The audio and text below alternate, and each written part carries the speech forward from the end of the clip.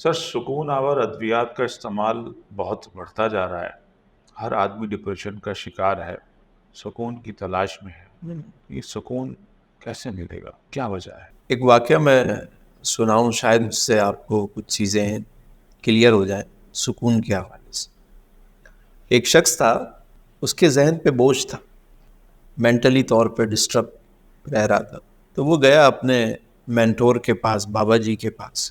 کسی چیز میں دل نہیں لگتا, عجیب کاہلی اور سستی سی ہے, اور میں مینٹلی طور پہ ڈسٹرب ہوں, کوئی حل بتائیں.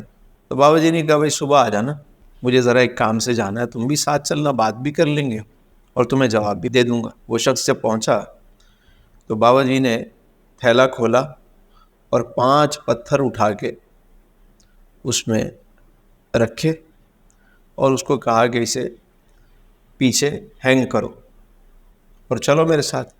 اب اس نے وہ والا تھیلا پشت پہ لٹکایا اور چل پڑا. تھوڑی دور گیا تو اس کی حالت غیر ہونے لگی. بابا جی نے دیکھا کیا ہوا, کہا جی چلا نہیں جا رہا. ایک پتھر نکال کے بابا جی نے رکھ دیا, کہا اب چلو. کچھ دور اور گیا وہ, پھر حالت جواب دینے لگی. تو بابا جی نے دوسرا ایک پتھر اور کم کر دیا, کہا اب چلو. مزید کچھ آگے گیا تو پھر کہا کہ اب بھی ویٹ زیادہ ہے. تو بابا جی نے ایک ایک کر کے سارے پتھر جب نکال کے رکھ دیے, پوچھا اب کیا فیل کر رہے ہو؟ کہا اب ٹھیک ہے, جو بوجھ تھا وہ اتر گیا. واہ واہ. کہنے لگے کہ وہ جو جسم پہ بوجھ تھا وہ تو ہٹ گیا, اب جو میرے دماغ پہ بوجھ ہے وہ بھی ہٹا دیجیے. تو بابا جی نے کہا کہ تم میرا خیال ہے ابھی تک بات سمجھے نہیں. کہا سمجھائیے. کہا دیکھو, جس طرح تم نے 5 پتھر اپنی کمر پہ لادے, اسی طرح 5 پتھر تم نے اپنے سر پہ لادے ہوئے, ان کو ہٹا دو, سکون آ جائے گا. کہا بابا جی میرے سر پہ تو کوئی پتھر نہیں ہے. کہا بیٹا میں بتا دوں. پہلا پتھر ہے حسد کا, پہلا پتھر ہے حسد کا, بغض کا. اسے ہٹاؤ, یہ جو جیلسی فیکٹر ہے نا, اس کو ختم کرو. واہ. اور دوسرا پتھر ہے لالچ کا, خواہشات کا, انبار لگایا ہوا, اس کو بھی ہٹاؤ. تیسرا پتھر ہے نفرت کا, تم نے خامخواہ کی نفرتیں پالی ہوئی ہیں, نیگیٹیوٹی ہے, ہٹاؤ اسے.